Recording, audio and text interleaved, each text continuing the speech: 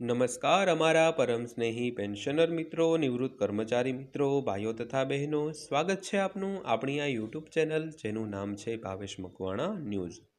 તો સૌથી પહેલાં બધાને જય શ્રી કૃષ્ણ, જય માતાજી, હર હર મહાદેવ। તો ફેમિલી મિત્રો, આજના આ વિડીયોની અંદર વાત કરવાના છીએ આજની તારીખ 12/2/2026। તો પેન્શનરો અને કર્મચારીઓ માટે એક ખુશખબર આવી રહ્યા છે। તો પેન્શન અને પગાર વધારા સાથે નવું મોંઘવારી ભથ્થું આજરોજ તારીખ 12/2/26થી થયું છે જાહેર, અને પેન્શનરો માટે આનાથી મોટા સમાચાર ક્યાંય નહીં હોય। તો આજનો આ વિડીયો ખાસ કરીને અંત સુધી નિહાળી લેજો, અને હજી સુધી જો આપણી આ ચેનલ તમે સબસ્ક્રાઈબ ન કરી હોય તો આવી જ માહિતીઓ મેળવવા માટે આપણી આ યુટ્યુબ ચેનલ પણ અત્યારે જ સબસ્ક્રાઈબ કરી લેજો। તો શરૂ કરીએ આજનો આ વિડીયો। તો સૌથી પહેલાં વાત કરીએ તો જાન્યુઆરી વીતી ગયો છે, પરંતુ 8મું પગાર પંચ હજુ સુધી લાગુ થયું નથી। તો આનાથી કર્મચારીઓમાં ઘણા પ્રશ્નો ઊભા થાય છે। તો બધા કર્મચારીઓ જાણવા માગે છે કે તેમને પગાર વધારા માટે કેટલો સમય રાહ જોવી પડશે। તો ખાસ કરીને તાજેતરમાં એક અહેવાલ સામે આવી રહ્યો છે, જેમાં સરકારે નવા પગાર પંચને લાગુ થવામાં કેટલો સમય લાગશે તેના જવાબ આપ્યા છે।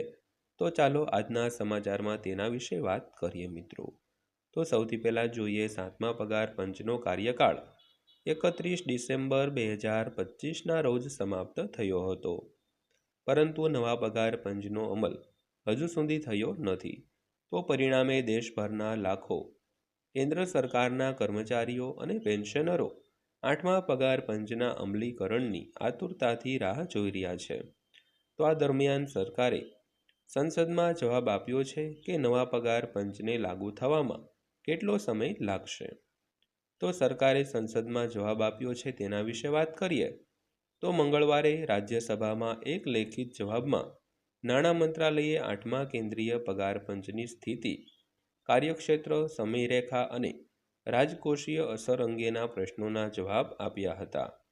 તો સરકારે પુનરુચ્ચાર કર્યો કે 8મા પગાર પંચની સત્તાવાર રચના થઈ ચૂકી છે અને તે નિશ્ચિત સમયમર્યાદામાં તેમની ભલામણો રજૂ કરશે।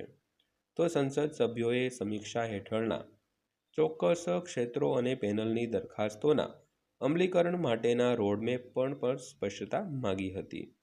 ત્યારબાદ વાત કરીએ તો 8મું પગાર પંચ ક્યારે લાગુ થશે। તો સંસદમાં આ મુદ્દો ઉઠાવવામાં આવ્યા પછી કર્મચારી સંગઠનોએ સરકારને આ નવા પગાર પંચની ભલામણો ક્યારે લાગુ કરવામાં આવશે અને સરકારી કર્મચારીઓને તેના લાભ મળવાનું ક્યારે શરૂ થશે તે અંગે ચોક્કસ પ્રશ્નો પૂછ્યા હતા। તો ચોક્કસ પ્રશ્નોમાં સંસદોએ ખાસ કરીને સીપીસી દ્વારા સમીક્ષા કરવામાં આવી રહેલા ચોક્કસ ક્ષેત્રો, જેમાં પગાર ધોરણ, ભથ્થા અને પેન્શન માળખામાં પ્રસ્તાવિત ફેરફારોનો સમાવેશ થાય છે, અને આ સીપીસી રિપોર્ટ રજૂ કરવા માટેની સૂચિત સમયરેખા અને તેમની ભલામણોને લાગુ કરવા માટેનો સરકારનો રોડમેપ વિશે માહિતી છે તે માગી હતી। તો ત્યારબાદ ચર્ચા કરીએ તો સરકારે સ્પષ્ટતા કરી દીધી છે કે કમિશનને જાણ કરવામાં આવી છે। તો સરકારે સંસદમાં સ્પષ્ટતા કરી કે કમિશનને સૂચિત કરવામાં આવ્યું છે અને પગાર પંચને કર્મચારીઓના પગારની સમીક્ષા કરવા માટે 18 મહિનાનો સમય આપવામાં આવ્યો છે। તો નાણાં મંત્રાલય વતી જવાબ આપતા નાણાં રાજ્યમંત્રી પંકજ ચૌધરીએ જણાવ્યું હતું કે સરકારનું પહેલું ઔપચારિક પગલું પહેલેથી જ ભરી લીધું છે। તો તેના પ્રતિભાવમાં મંત્રીએ કહ્યું હતું કે સરકારે 3/11/2025ના રોજ કે 8મા કેન્દ્રીય પગાર પંચની રચના માટેના ઠરાવને સૂચિત કર્યો છે।